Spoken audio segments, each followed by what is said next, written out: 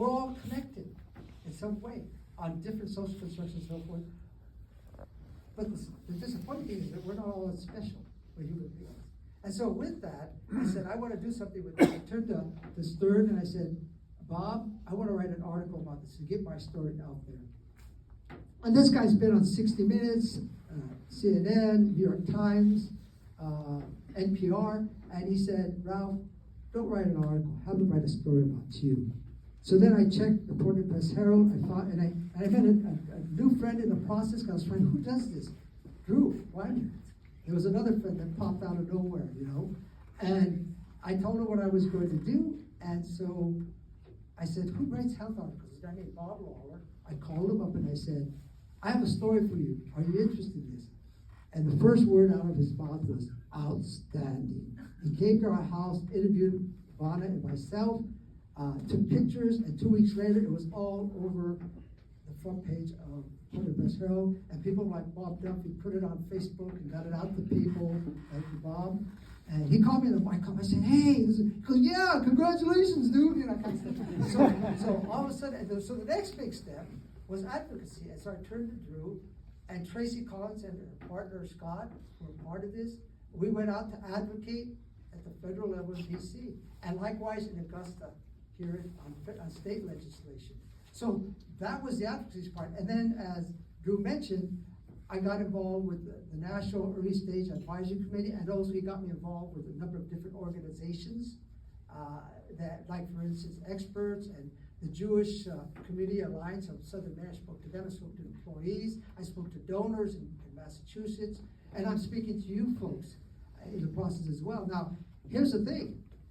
One of the things we realized at a certain point was it costs money to do this, you know, to pay for Drew's salary, to pay for the literature that goes out, to pay for white people chips. And I paid for the bananas too, and the ice. So I'm pretty cheap. So, but anyway, so this costs money. And so a big reason I'm asking you all to come here is that financial participation is critical to getting the message out. It's very that simple. On my card, on the email, you can email me a donation, you can put on the QR code, but as they say in the commercials, there's more. There's also going to be a lottery, and Erin's going to come back and talk about that, but before she does that, I want to finish with the aging piece. Very important, and that is to simply say this.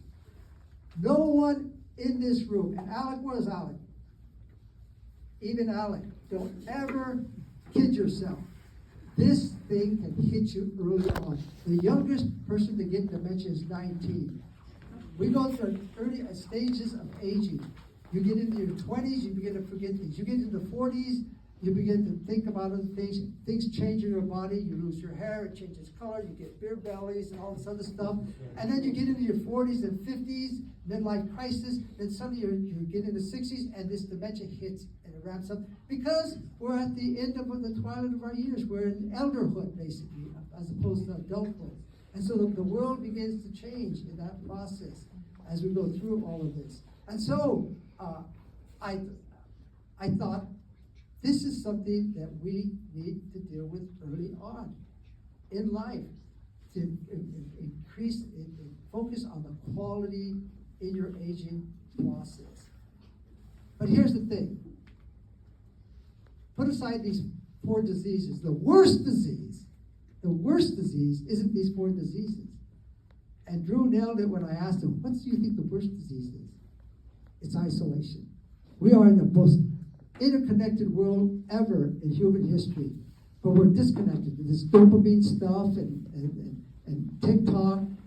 The average age of people who read the New York Times and watch CNN, watch MSNBC, watch Fox News, read the Portland Press Herald is 70 years old. So who's watching all this other stuff? Where are they getting their information stuff from? We need to connect in the old-fashioned way, to take Thomas Friedman, the New York Times writer's words, download one person at a time so we can be more connected, protected, and respected. Let me end with the words of the great humorist Will Rogers, who said that we're only here for just the time. So, he says, get a few laughs and do the best that you can. so that in the life process, whenever you lose, you are ahead. What does that mean? We're only here for just a time. Life is short, you know. So do the best you can. Whenever you lose, and we all lose in the aging process, but we also lose at certain periods. I lost when at 43 my ability to run, but because of my dear friends, I got engaged. I was diagnosed 10 years with this disease, but my best friend and I found a way to deal with it, to deal with your losses. I know one thing. My mother died at 97, 15 years of Alzheimer's. I want those last 15 years, I want to live to be 97, but those last 15 years to be years of quality. In other words, to take the good lyrical words of Lady Gaga, when I die, I'm going to die with a smile. Thank you.